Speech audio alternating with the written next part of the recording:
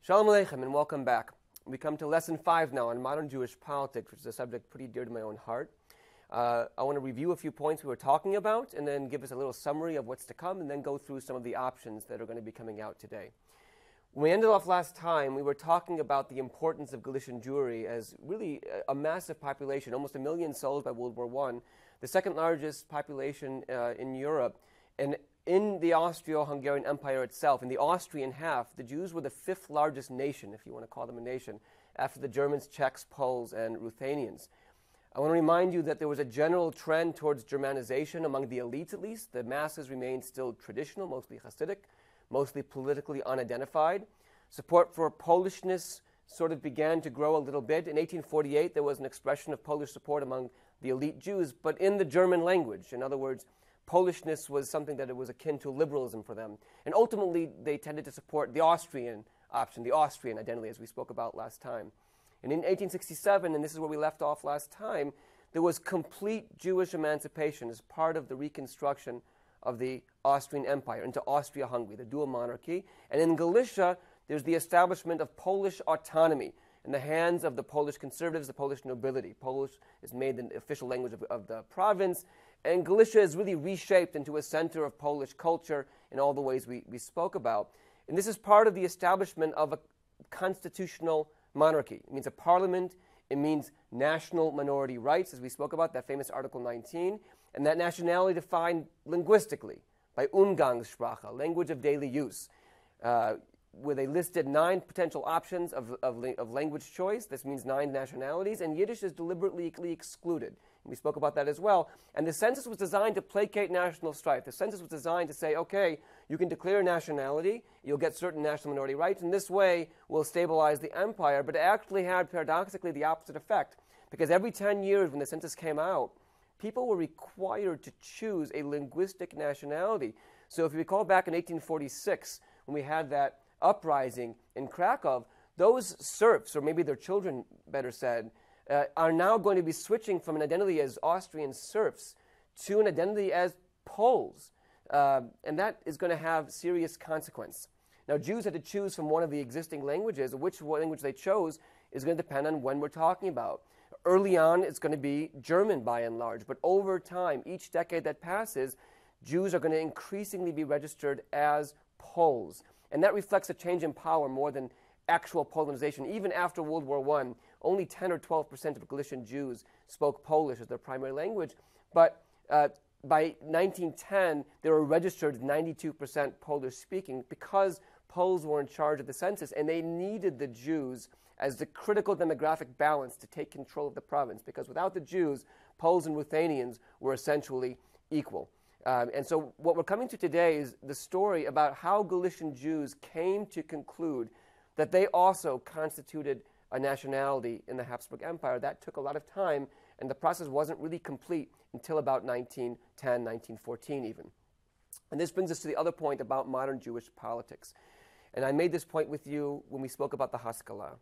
Modern Jewish politics, and Zionism in particular, is not simply a reaction to anti-Semitism. Yes, 1881, there were pogroms, and there was a reaction in the Russian Empire with mass immigration and Zionism, and if you know about Leo Pinsker and so on, fine. There is a reaction to anti-Semitism. There was a sense of rejection. There was a push towards Zionism in modern Jewish politics, socialism also, and so on, from that context. But there are other internal and even other external forces at play here. We saw how modern Jewish politics and Jewish nationalism in particular comes out of the Haskalah. They take from the Haskalah the desire for Hebrew language, for a positive Jewish identity, for a secular Jewish identity, and so on. And they also take the modern drive for an unhyphenated identity. They take from the Haskalah the desire to regenerate the Jews. They take from the Haskalah the desire to transform the Jews. All of these things come out of an internal momentum from the Haskalah, which was already beginning to advocate a sense of Jewish nationality, of will of the people in the 1860s and 70s. We talked about the ethnic roots of Jewish nationhood. The Jews are living in Eastern Europe and in Galicia as well, in particular even, in very concentrated areas in urban settings. They are speaking a unique language, Yiddish. They are practicing a unique religion, Judaism. They are marrying mostly among themselves. And they feel more and more like a nation in a context in which language and religion and class, Jews being commercially focused, tend to define nationality. And beyond all that, just modernity itself, the ability of isolated political ideas, or for that matter, distant pogroms, because there were no pogroms in Galicia, to become part of the realm of experience of large numbers of people in an age of rapid communication and transportation, urbanization, railroads, rapid mail delivery, the proliferation of news media meant the penetration of new ideas into heretofore isolated groups, as well as a growing sense of national community based on this shared discourse. This will lead eventually to the growth, to the domination of nationalism, and this is part of the context too, because it's a zeitgeist of nationalism, and particularly in Eastern Europe, of ethnic nationalism, defined not by territory, but by ethnicity and religion and language and blood. And there's increasingly pressure on the Jews to choose a nationality, not to remain neutral. So take, for example, this correspondence in 1904 to the paper Der Emisser Yid, the true Jew. A hired Jew traveling through our town asked his foreman something in Polish in the middle of the city square. A Ruthenian peasant who happened to be standing nearby fell on the Jew murderously and shouted, "Cursed Jew, you live on Ruthenian land, you eat Ruthenian bread, and you speak Polish?" He began to beat the Jew with a big stick, and he was barely able to get away from him. The Jews just don't know what to do. However they speak, it all turns out bad.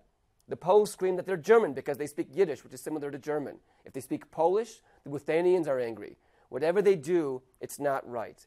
And this comes to speak to a point that the great Ezra Mendelsohn once made, that Jewish nationalism often does best, often thrives best, often appears first in places of binational conflict. And binational conflict of Poles and Ukrainians, then called Ruthenians, is probably the definitive mark of the last half century of Galicia. Now, there's not going to be only two choices, for example, assimilationists or Zionists. There's going to exist a dizzying array of political and cultural visions, which Galician Jews combine in countless permutations. A chaos of ideas, as one contemporary put it. And many figures are going to adopt different approaches over the course of their own lives, often tolerating tremendous inconsistencies at various moments. For example, Jewish nationalists railed against Poles and against Polonization in Polish, while Orthodox leaders who couldn't speak Polish insisted on supporting Polish conservatives. Self-described assimilationists encouraged young Jews to study Hebrew and express Jewish pride as Poles of the Jewish faith, while Zionists held rallies in Polish, insisting that Jews constituted a nation based on Hebrew or Yiddish, neither of which they could speak. So this is the agenda for today. Number one, let's look at the basic categories of modern Jewish politics laid out by Ezra Mendelsohn, Zichrono Livracha, and then let's see how these categories played out, how they expressed themselves in Galicia from 1867 until World War I, the last half century of Habsburg rule. And note that when we're talking about these ideas, we're talking about minority groups representing maybe thousands of people, even the Orthodox and certainly the Zionists. But because they're later going to define Jewish life in the 20th century, they become incredibly important to understand in the 19th century.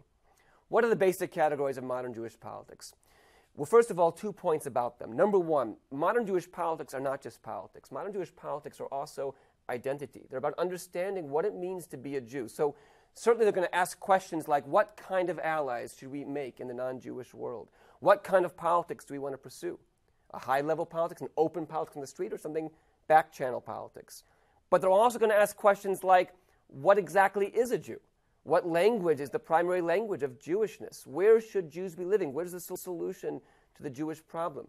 What Jewish texts are the most important and which are less important, and how do we read them? What Jewish holidays are the most important, and how do we read them? Who are our heroes in Jewish history? It's not just about politics. It's about who you are, what it means to be a Jew. And second of all, I can't emphasize the point enough that there is a fluidity going on in the 19th and even the 20th century. Jews are jumping from side to side, trying to figure out what it means, because traditional definitions of Jewishness fall apart in the New World, fall apart in mass society, fall apart when they move to the larger town, either literally move into the larger town or modernity comes to where they're living at. So what are these categories? Number one, assimilationism. And I mean here real assimilationism, the total abandonment of all vestige of Jewishness, collective or personal. Now this, in the modern sense of the term, is a tiny movement in the 19th century. It's a label that Zionist historians will later place on individuals and groups who don't advocate for that whatsoever. In fact, the most important assimilationists in the 19th century were not the anti-Zionist liberals, most of whom were not assimilationists in that sense, but rather Jews who joined the general socialist movement. There are these Jews who will tend to advocate, and a few liberals, but mostly not, the total abandonment of Jewishness, and we'll see that later on in Galicia. Number two, the Integrationists. This is the view that Jews are a religion, or maybe an ethnic group, a hyphenated identity. Integrationists seek the social, political, and especially cultural integration of Jews into the surrounding society, and this means linguistic acculturation as well. Jews in Galicia should be speaking Polish. They should be advocating Hebrew language as part of their identity, but they should be speaking Polish. Jews in Germany should be speaking German, and so on. They tend to have a lower profile politics working through the system with liberal activism, using their power as liberal professionals and so on, but not necessarily mass rallies on the street. And a hero for them would be someone like Moses Mendelssohn. That's their hero in Jewish history. It's a very optimistic politics, very optimistic. Things are getting better and better, and the solution comes from integrating into broader society. And again, these are not assimilationists. Integrationism is a legitimate Jewish political view, a legitimate view. We'll see more about that in a little bit. Third of all, orthodoxy. Now, this does not mean traditional Jews. This means self-aware, politicized leaders of orthodoxy. The party that's most associated with them tends to be Agudas Yisrael, founded in 1912, but especially active after World War I in Poland. But actually, orthodoxy is born right here in Galicia in the 1870s. And they are seeking greater autonomy, control of the Jewish community by themselves, by the Orthodox leaders. And they'll use politics of the state to advance that cause. And they tend to idealize the politics of Stadtlanut, meaning lobbying behind the scenes, but they'll use modern political methods when they need to. That means newspapers, that means rallies, that means petitioning, that means pamphlets, and so on. And finally, the nationalists. And this is a huge category. I mean, the nationalists agree Jews are a nation. That much they can agree on. And nobody else sees it that way. For the Orthodox, Jews are some kind of a people. Maybe for the integrationists as well, people, but probably a religion. For the nationalists, Jews are a nation, a modern nation. Everything else is on the table. What language? Well, they're divided on language. Hebraeus versus Yiddishes. And some of them, by the way, don't speak either language. They're divided in the question of where. Zionists looking towards Palestine or maybe some other territory, and autonomists and other diaspora nationalists, led by the theoretician Shimon Dubnov, who are looking for autonomy right here where we live, what's called in Yiddish Doikheit, looking for Jewish national rights right where we are. They're divided on the social question, socialist Zionists versus those who want to transcend class. They're divided on religion, secular Zionists versus religious Zionists. They're divided on history. Which past? Which past is the idea that we want to look to? For many Zionists, it's the period of the Maccabees, or Bar Kokhba rebellion, 2,000 years ago. For others, like the diaspora nationalists, like Shimon Dubnov, they're looking at the 16th century in Poland. The Vada B'Artzos, the Council of the Four Lands, the heyday of Jewish autonomy. They want a secular, modern version of it, but that's their dream date. That's what they're looking towards. They all basically want a more high-profile politics, a more mass politics. But again, this is equally about imagining what it means to be a Jew. And in this sense, I think the most constructive way to understand Zionism, for example, is as a form of Judaism, as a denomination of Judaism, telling its adherents what are the ways you're supposed to express your Jewishness, what it means to be a Jew, what's expected of you, who are your allies and enemies, and so on. And again, there's fluidity between these camps, within the camp of nationalists, and so on. How do these ideas express themselves in Galicia? And I wrote here political, cultural options, because again, politics and culture are connected. This is a single nexus of questions. You can actually point to cultural, you could point to, say, newspapers or theater as a means of tracing the development of these nationalist movements. So, for example, a German language theater was established in Lemberg, in Lvov, in 1776. A Polish theater in 1809. A Ukrainian theater, 1864, and a Yiddish theater not until 1890. It's a way of tracing how these national movements begin to develop. And there's a lot of political options for these modernizing Jews to choose from. And we're actually going to begin in a second with integrationism and orthodoxy. And I want to point out an irony there, because typically scholars of modern Jewish politics understand integrationism and especially orthodoxy as reactive forms of modern Jewish politics, because they view Zionism and socialism as really the first real forms of modern Jewish politics, and then orthodoxy, for example, reacting against that, realizing, wow, in this new world, if we don't use the tools of mass politics, we're going to be left in the dust. But in Galicia, precisely because of emancipation, because of the political importance of Jews, especially in Galicia and the cities, because of that, we actually see liberalism and orthodoxy first on the scene in the 70s and 60s and 70s, and only later Zionism and socialism follow. So let's begin with integrationism, assimilationism. They call themselves assimilationists. They call themselves assimilationists, but they're not in the modern sense. What they meant was what we understand to be integrationism. The progressive intelligentsia in Galicia had been attracted to the idea of assimilation in the 19th century sense since the birth of the Haskalah. I mean, that's what the Haskalah was advocating. The earliest trend was towards Germanization. This was encouraged by the Habsburg regime and rewarded by the Habsburg regime. And thus the formation, for example, in 1846 of that Reformed temple in Lemberg, the Deutsche Israelitisches Bethaus, which continued to have German-language sermons all the way into the 20th century. These forces established a society, what becomes the first political society in Galicia, Jewish political society, called Shomer Yisrael, Guardians of Israel. They're going to have cultural events, lectures, classes, and so on to promote Enlightenment ideas and civic patriotism among Galician Jews. And they have a newspaper, of course, their Israelite, the Israelite, which is published in German in a Gothic script. And the point of their Israelite is to advance this goal the same way. And again, their Israelite, I want to point out, I haven't mentioned it before, they like the name Israelite. We'll see integrationist Jews who tend to prefer the term Israelite to Jew, because it seems to somehow de-emphasize the national aspect of the Jewish character and emphasize a more religious or perhaps ethnic aspect of the Jewish character. Initially, Shomer Yisrael is quite cultural, but with emancipation, it quickly becomes a political group, especially in 1873. The rules for electing representatives to parliament in Vienna change. Instead of being appointed by the provincial diets, they're going to be directly elected. Now, it's not democracy. We have a system of votes. Most people don't have the vote. Only taxpayers can vote. And it's what's called a curial system, which greatly favors the great landowners and nobility over everybody else in terms of weight of who can elect whom. As you have at one point, I think, among the great landowners, 20 or 25 of them it only took to elect a single representative, where it could take tens of thousands or hundreds of thousands of others to elect a single representative. But nevertheless, you do have a direct election.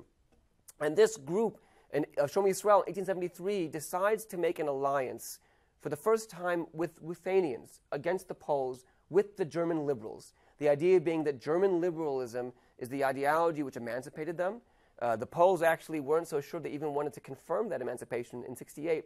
When the Galician Diet finally confirmed the emancipation of the Jews, there was a big debate about it. And it was only with quite a great deal of pressure that they confirmed it. So the sense of these Jewish integrationists was our natural allies with the German liberals, and let's ally ourselves with the Ruthenians to support them against the Polish conservatives. And it was moderately successful. They managed to elect three representatives to the parliament.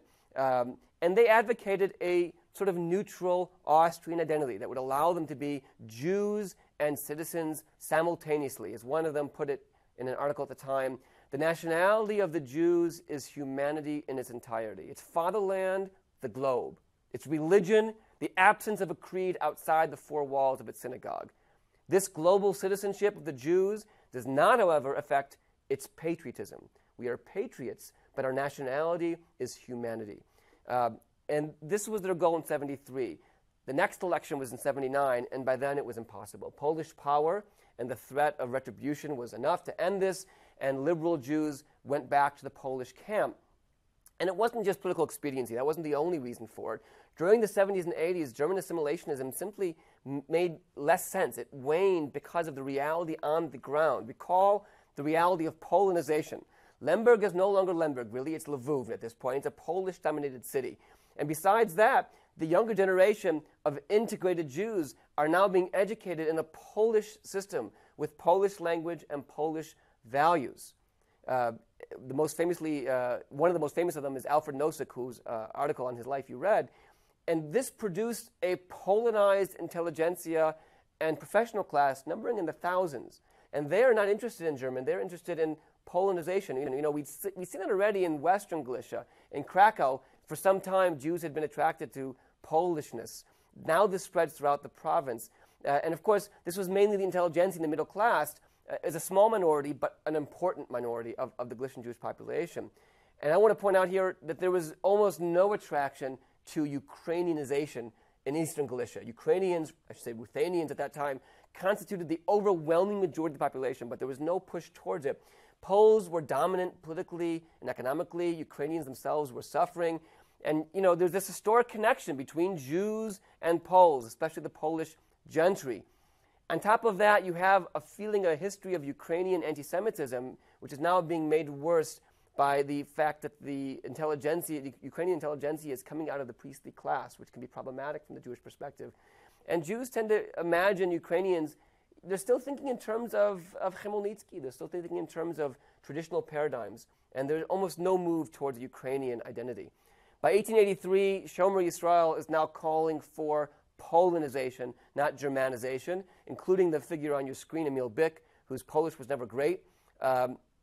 Of course, as a Jewish identity, a Polish Jewish identity, but that means support for the Polish Club, for the conservative Polish party. Nevertheless, Der Israelit continued to be published in German, advocating Polishness in German. Temple sermons didn't switch to Polish until the 20th century, when they ironically had to hire a Zionist because none of them could speak Polish well enough to give the sermons. The older generation can't switch. It's hard to learn a new language. The older generation couldn't switch their language as easily as their identity. Now, they were very secular, but moderately so. This is the moderate Haskalah vision. Their arch rival tends to be the Orthodox leaders, the Orthodox who organized in 1879 as the Maxikei Adas party. I'll speak of them in a moment. They actually tend to read, Maxikei Adas means upholders of the faith, and they like to call them, if you drop a letter, it becomes Mazikei Adas, the destroyers of the faith. And it's always sort of poking at them that they're the ones who are destroying our faith, destroying our community. Shomer Yisrael wants to reshape Jewish communities, the Kultus Gemeinde, which are still important. They are religious bodies, but still important. But they want to remake them in a liberal form, and they're using their expertise as lawyers and so on to do so. An even more radically Polonizing group was founded in 1882 by the children, either literally or metaphorically, of the Shomer Yisrael founders. This was called Agudas Achim, the Union of Brothers, founded in part by this guy Alfred Nosek, and their paper is called Oychizna, Fatherland, which wants to teach the Jews to be conscientious citizens of their country, meaning Poland. But I want to point out, and you can see it on your screen, Oychizna has a supplement called Hamaskir Avad Eretz Molato, the reminder of your love to your fatherland. It's a Hebrew language paper designed to encourage this hyphenated Jewish-Polish identity. And look at their emblem, right? The Polish eagle with the Star of David. That's what they're advocating. It's not simply assimilationist the way it's attacked. They call themselves assimilationists, but look at the emblem. Look at the Hebrew language paper they're putting out. They are advocating an integrated identity, and they're organizing educational activities, evening schools, libraries, and clubs to teach the Polish language and culture, to celebrate Polish heroes as Jews. And their arch rival is not the Orthodox. They oppose the Orthodox, but their arch rival tends to be the nascent Zionist movement. Agudas Achim would not last more than a dozen years or so. It would eventually collapse, and actually, funny enough, literally the office of Agudas Achim, the office of Oychizna, is taken over by the Zionists, and the Zionists will celebrate that as a metaphor for the victory over the so-called assimilationists. We'll come back to them in a few minutes. The Zionists like to always call Agudas Achim, by changing the letters ever so slightly, they would call them Agudas Achum, which means the band of pagans, as opposed to the band of brothers. But Jewish hopes for social equality through integration continues with the secular intelligentsia precisely because of emancipation, because, Galician economy is weak, which means that Hasidism will be quite strong. Unlike in Hungary, where integrationism is very, very strong among the Jews, it's not that strong in Galicia. But this worship of Franz Josef and this idealization of Galicia as this land of Jewish freedom, there's a basis to that, and therefore hopes for the future through integration in Galicia do not go away. They are real hopes. They are not complete. Despite the dissolution of the Gurz Achim, they continue. Then we come to Orthodoxy. Orthodoxy, again, not the same as traditional Jews or Judaism. Most Jews will remain traditional through the 19th century. They're not part of any of these ideologies. They're not yet Orthodox. They are traditional. And part of this has to do with the nature of Hasidic movement in Galicia, and particularly the institutionalization of the dynastic succession, right? It preserves the cohesiveness of these traditional Jewish communities. It's a complete religious, social, economic order, which encompasses most of the Jews of Eastern Europe and especially of Galicia. In Lithuania, it's a little bit different. There you have the leaders of the great yeshivot, the Gedolei Torah. They'll tend to play that role there. Beginning in the 1860s, and we talked about this once before, we see the beginning of a modern, eventually politicized orthodoxy. This means orthodoxy as an ideological response to modernity, a self-conscious traditionalism. There was a growing sense with the growth of the reform movement in Central Europe and in America, even talk of it in Russia. There's a growing sense, it may be that most East European Jews are still quite observant of the minutiae of Jewish law, but there's an impression that reform movement is gaining power, that somehow traditional Judaism is in grave danger, and there's a reaction to that. So very famously, for example, Moses Sofer, the Chatam Sofer, he wrote a clever pun. He pulls a verse out of the Talmud, Chadash Asur Min Torah, that the newness, new things are forbidden by the Torah. In the context, it meant a very obscure law about new wheat going to the temple in the olden days. But what he meant was newness, modernity is forbidden by the Torah. We have to circle the wagons against modernity. And that's a self-conscious defense of traditionalism. It's traditionalist rather than traditional. You have also the Musar movement of Israel Salanter, which is trying to defend itself against the threat of modernity likewise. In other words, the age of unreflective, self-evident adherence to tradition was coming to an end. And with orthodoxy becoming politicized, you have rabbinical authorities beginning to engage in modern political tools. First, they start using the tool of denouncing their opponents, the state. They were more afraid of the maskilim than they are of the state. And then in 668, 69, we spoke about the first Orthodox newspaper formed in response to reform, HaLevanon. They didn't found it, they took it over, that's not important. Published in Paris, designed again to advocate for the Orthodox goal. But here in Galicia, we see the founding of the very first Orthodox party, Machzikei Adat, the Defenders of the Faith.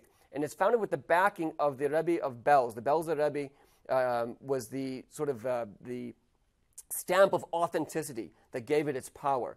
And here in Galicia, of course, Hasidism is supreme. Hasidism is dominant. And this is a response directly to Shomer Yisrael.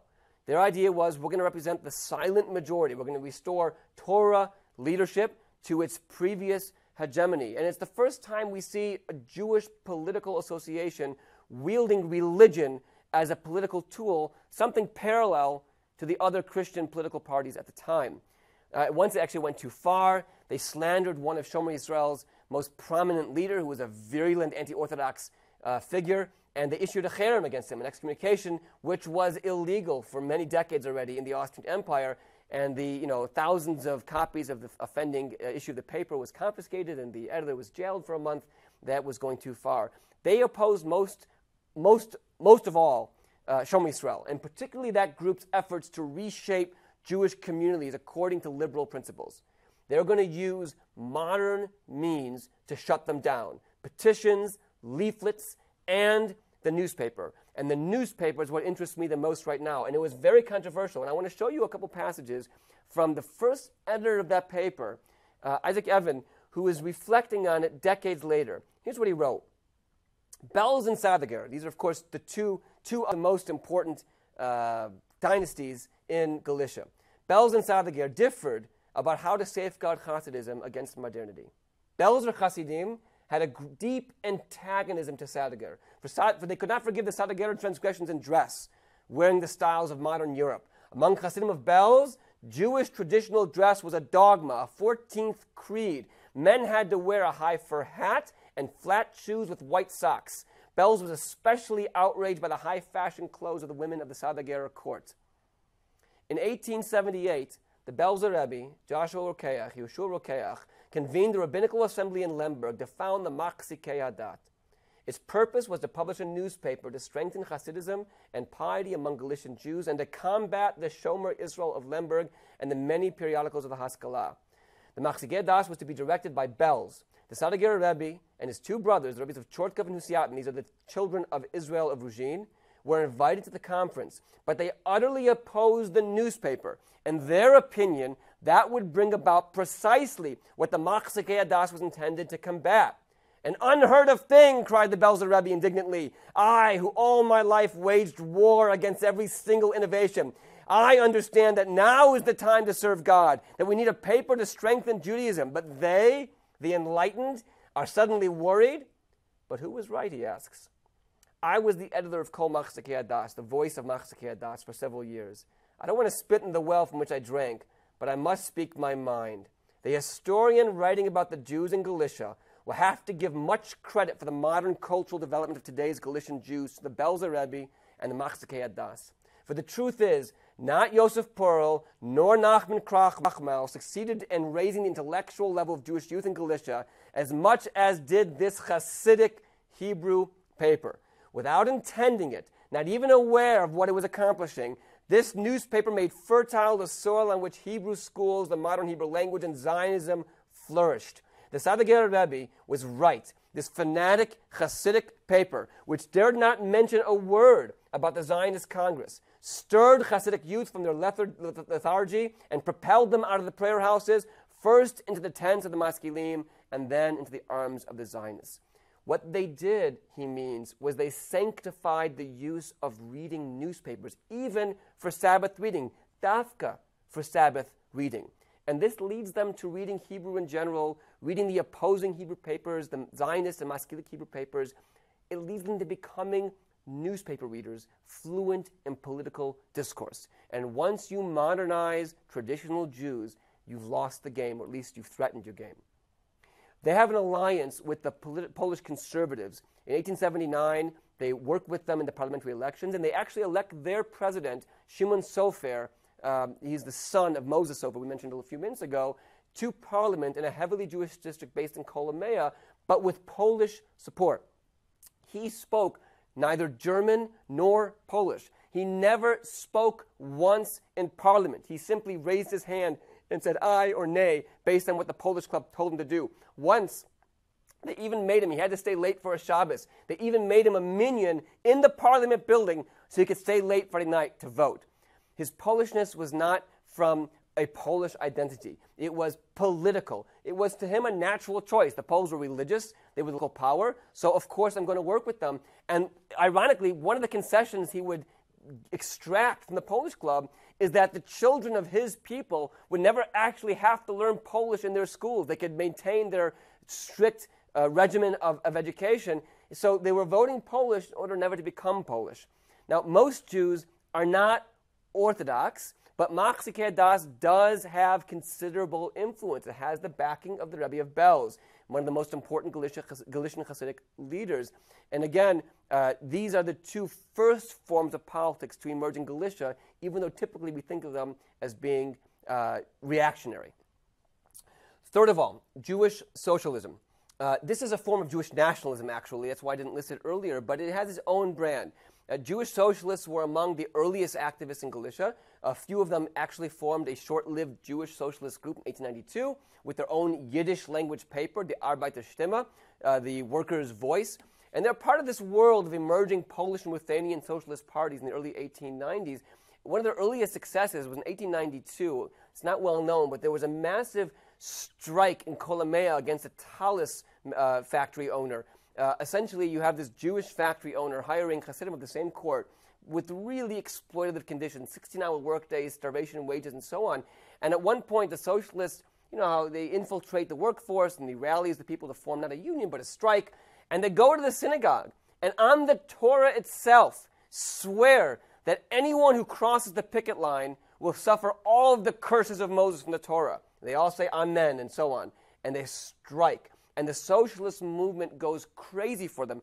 Actually, they're raising money for the strikers all the way in Vienna. It's one of the most popular strike funds in the campaign of the fall of 1892. You can see it in the reports. And it was quite exciting because socialists imagined for a moment that these simple Hasidic Jews were being instilled with class consciousness. In the end, it didn't work out. First of all, the strike collapsed. They couldn't hold out. They were too hungry. They were too poor. And eventually, they brought in scabs from outside of Kolomea. But it was at least an event that got Jews thinking. The Zionists were quite upset about that strike because they imagined that the local Zionist leaders lost the simple Jews to the strike. But the Zionists on the scene said, don't worry, these aren't socialist Jews. These are starving Jews. They're striking for food, not for, the future. They're still praying for Zion 3 times a day and so on. Don't worry. Once they become active politically, we'll get them eventually. And there's some truth to that, actually. In any event, an independent Jewish socialist party takes some time to emerge in Galicia, eventually comes out in the early 20th century, the Jewish Social Democratic Party of Galicia, in Polish, the Żydowska Partia Socjalno-Demokratyczna. It's formed in 1905, when Jewish separatists finally split from the Polish party, called the short known as the PPSD, the Polish Social Democratic Party, over the issue of Jewish nationhood. They wouldn't recognize the existence of a Jewish nation. These Jewish socialists were also Jewish nationalists. They said the future socialist utopia, just like Polish socialists wanted to see Polish national rights protected in the future socialist state, they want to see Jewish national rights protected in the future socialist state. And so they break away and form their own party in 1905, modeled after a similar group, the more famous Russian Bund, that was formed a few years earlier. And that Bund, by the way, also gave them materials, propaganda, and a lot of support in their early years. And they insisted, like all Jewish socialists, that Jews constitute their own nation, that Jewish workers need to be addressed in their own language, i.e. Yiddish, and they need to be represented by their own party. And they have their own paper in Galicia called the Sozialdemokrat, which is, of course, Yiddish language.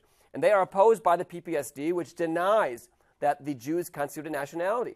They deny that the Jews have a right to their own party, especially, above all, its Jewish leaders. One of the most famous is Herman Diamond. Herman Diamond began his political career as a Zionist. He was an early Zionist leader and then eventually leaves that movement, becomes staunchly assimilationist, and joins the General Socialist Party. And by the time we get to the 20th century, among his most famous quotes is the following: "There are no special Jewish traits worth conserving.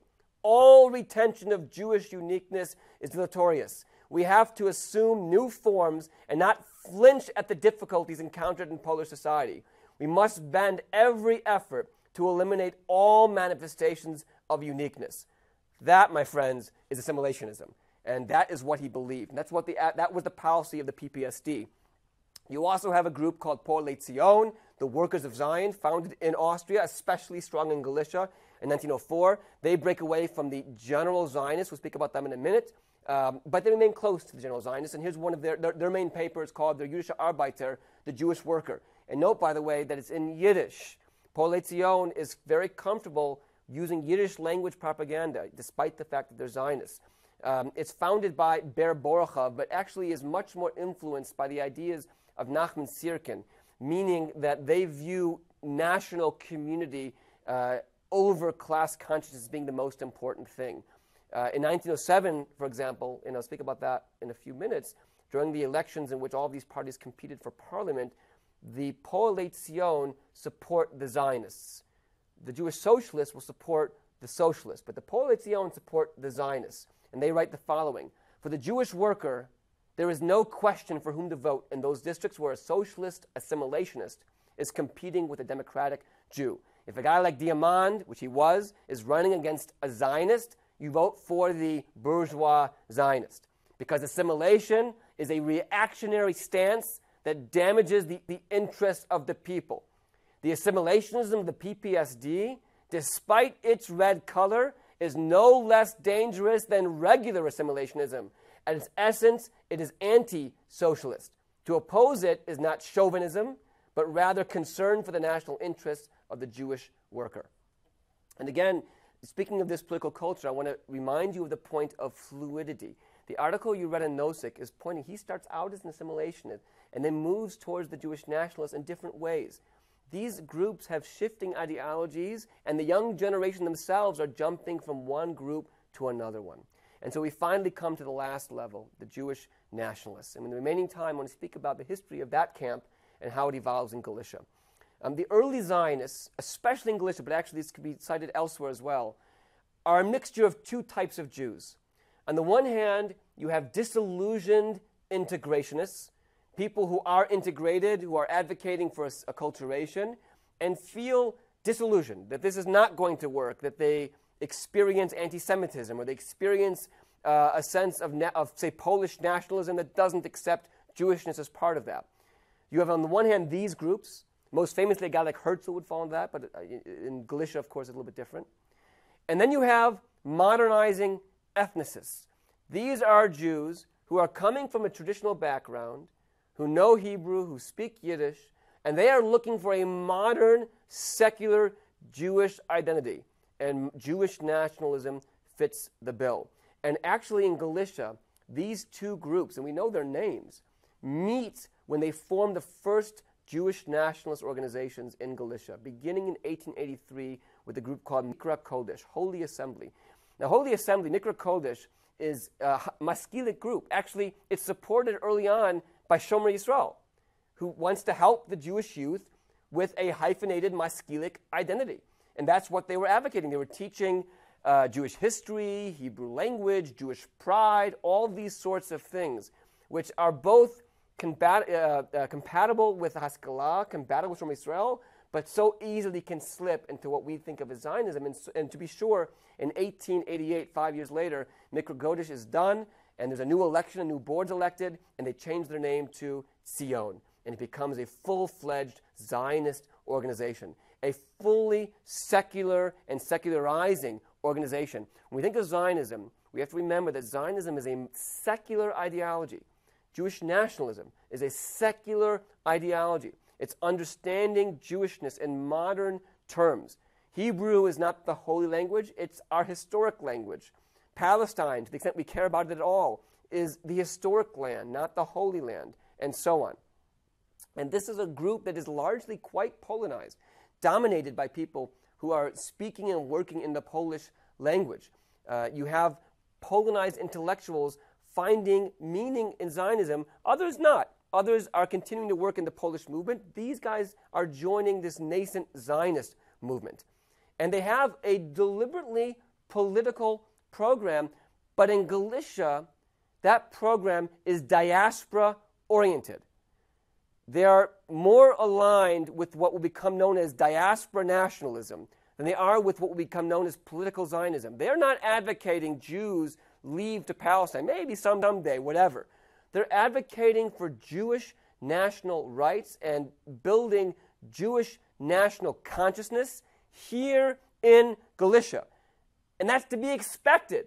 It's a context of no pogroms, limited anti-Semitism, and a world in which national rights are already the law on paper. Not yet for Jews, but that's the context. So of course they're going to advocate for Jewish national consciousness, the acceptance of Jewish nationhood, and Jewish national rights right here in Galicia. And a nice example of that is the election of this guy on your screen, Josef Bloch, who's from Galicia, and he's now in 1883 running for parliament. Shimon Sofer died. Suddenly there was a replacement election, and the early nationalists rally behind Josef Bloch, who's running against the symbol of the integrationist movement, Emil Bick.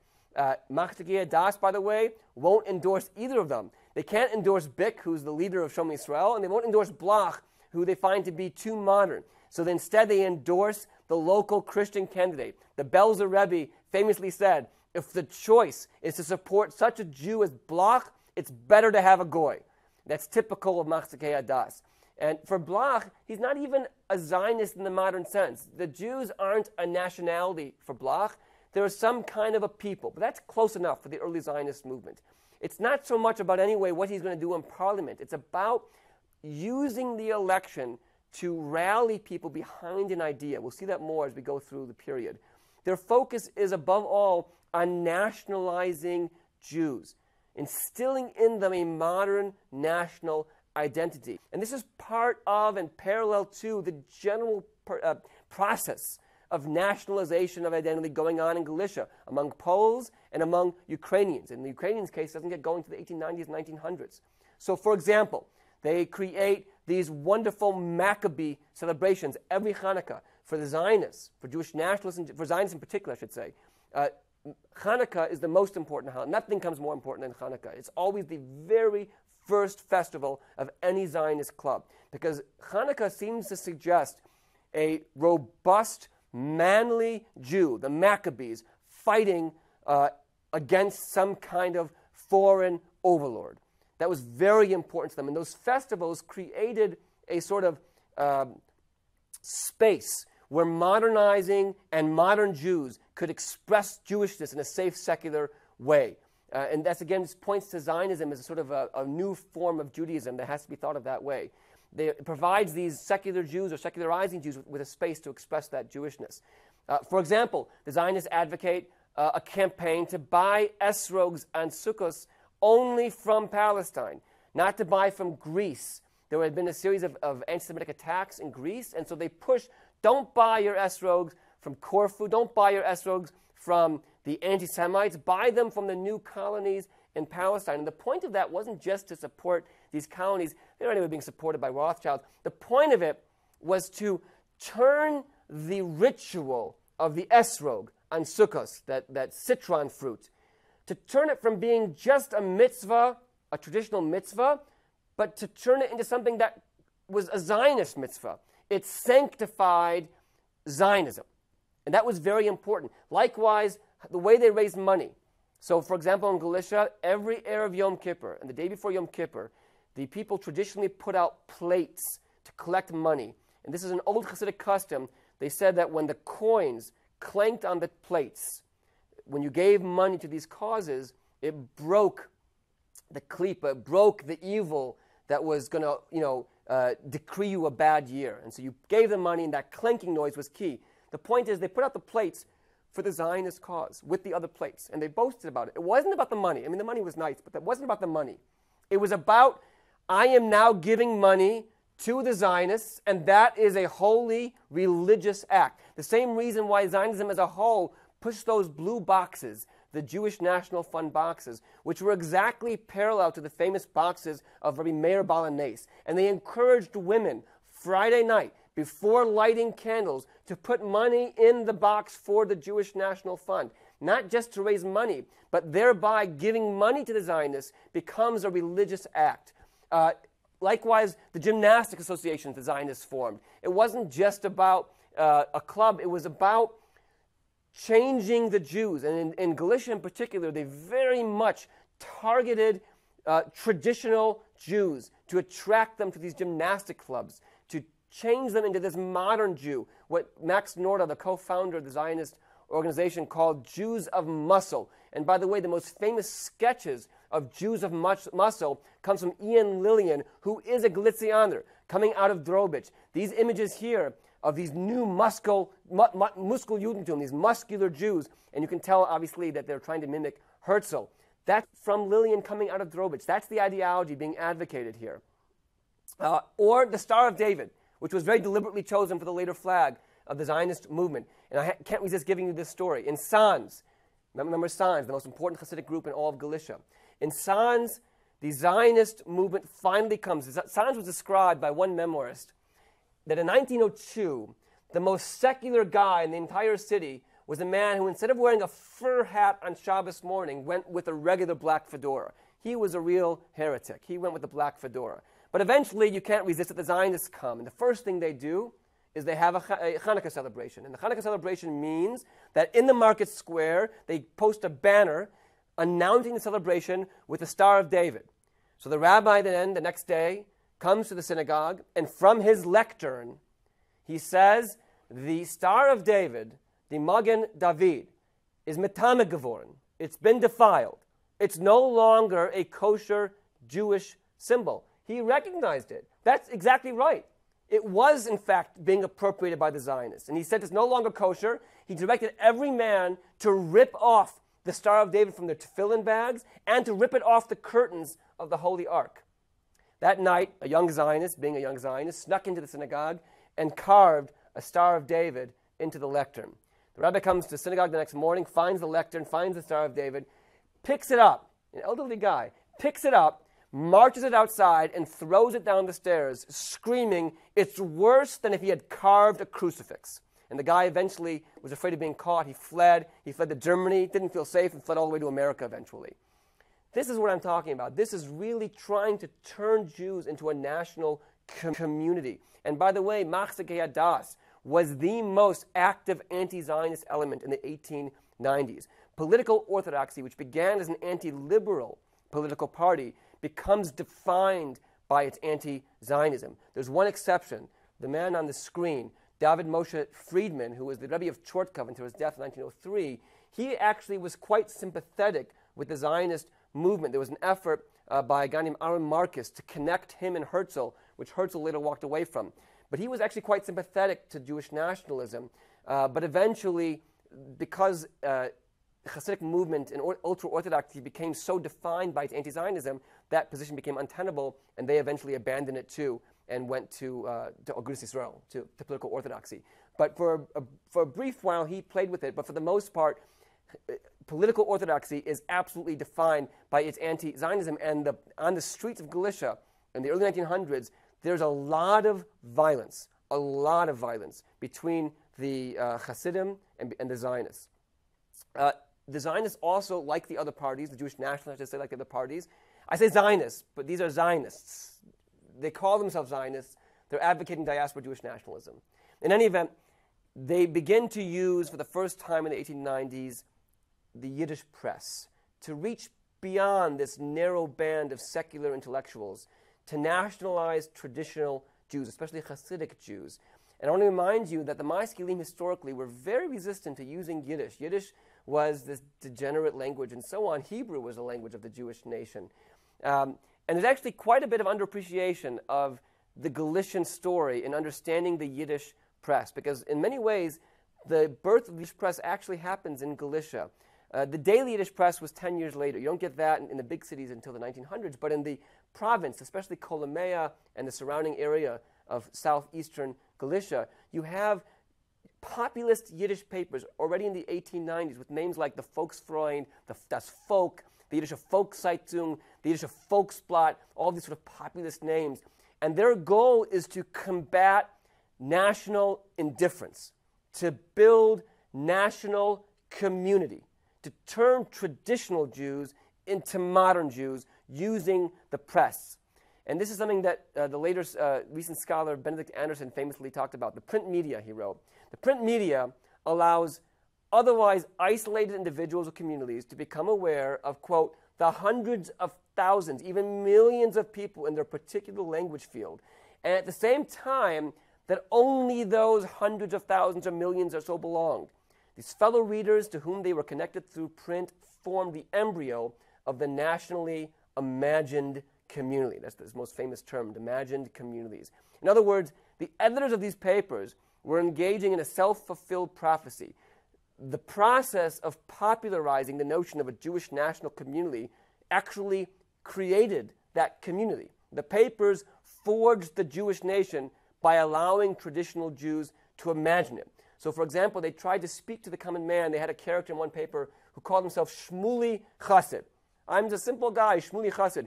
Here he talks about the effort to bring modern rabbis to Galicia. And here's what he says. It's always been a puzzle to me why the three, a medical doctor, a lawyer, and a rabbi, are all given the title doctor. Only when I look at the contemporary educated rabbi are all three questions answered for me. The first one knows the disease, the other makes the disease, and the third one is the disease. Only in the meantime, until the fresh reformed rabbis are ready, I'm yet still a bit of a human being. I can still come to the rabbi with my friends. We drink a bit of wine. We say l'chaim. We hear words of Torah. We celebrate Torah, mind you. We celebrate with him and he with us. He doesn't look to whether I'm a dirty or I have a torn kaftan. I am a chassid. I may go as I please. When I come to the rabbi to ask a question, he answers me as I understand in a simple Yiddish. Ah, how bitter and dark will it be for me that I will have to come to the doctor, rabbi, knock on the door, my hat under my arm, Maybe I'll even have to give him a kiss on the hand. No. And how exactly will I express myself in Polish? Is that given a cup chelev auf den kegel, a spritz milk off their yoke? Honestly, I don't know where to begin. Will he possibly understand Yiddish? I'm highly doubtful. So in this way, the reader sympathizes. This is a man talking to him. And then they can ease into ideas of Jewish nationhood. And for them, Palestine was only a symbol for their diaspora nationalist agenda. It was only a symbol. Rather, it was Galicia that was the focus of their efforts. So they could refer simultaneously to Palestine as the fatherland of the Jews and to Galicia as the Jewish motherland. For example, the following, quote, "For can we not live with our Polish brothers in a truly brotherly fashion, even if we should speak out the truth, that we know we are of the people Israel? For can we not foster our Polish language as the language of the land and of our cherished Polish literature, even if we say that our own language is Yiddish? Yes, even those Jews who speak out the truth, that they are a special nation, they can still be perfectly good Polish patriots, can love the land of Galicia as their motherland and the Polish nation as their sister nation. We have one interest in common with our Polish brothers. Their good is our good, and we can work together for the betterment of the land, for the good of our beloved motherland. We can and should respect and love the language of the land, the language of our sister nation. We can respect them. They're our brothers. We're Galicians, but we're a Jewish nation in Galicia." And note, by the way, the absolute total Polish emphasis, total lack of mentioning of Ruthenians. This is a traditional audience that thinks of Ruthenians as being some kind of lower people on the rung, and the Yiddish press elsewhere calls them, many rungs below the Jewish people. Look at these Ruthenians. They've acquired national rights. What's the matter with you Jews? You're so much better than them, yet you have no national rights. This is a traditional audience reading this paper. One of the things they push for is, again, the re-election of this Dr. Bloch, Joseph Bloch. And here it becomes an absolutely religious obligation. But again, this is not Machzekei Das. This is the nationalists, because they're also, in a sense, using religion for their purpose. Look what he writes. "It's a holy obligation, according to the law, that all rabbis and sages of Galicia stand by the wise Herr Dr. Bloch and preach in public in every city that every person who fears God in his heart should choose only the Rabbi Dr. Bloch. And every person who opposes him is sinning against God and man, because God has sent him for our sustenance. He's an angel sent to his nation, and he is putting his life in danger to wage God's war against those who rise up against us." The entire group of Jews who heard this agreed with one voice that anyone who steps outside of the community and gives his vote for someone else, he should suffer all the curses and the rebuke of Moses in the Holy Torah. And he who votes for the Jewish fighter, the Rabbi Dr. Yosef Samuel Bloch, he should receive all the blessings in the Torah. To this, the entire auditorium said, "Amen," and then they blew the shofar. The holy effect which this had on all of those gathered is indescribable.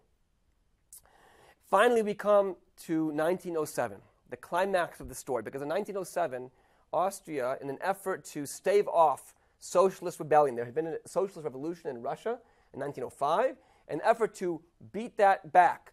The emperor agrees to change the law, and there will be universal manhood suffrage. One man, one vote, no curia.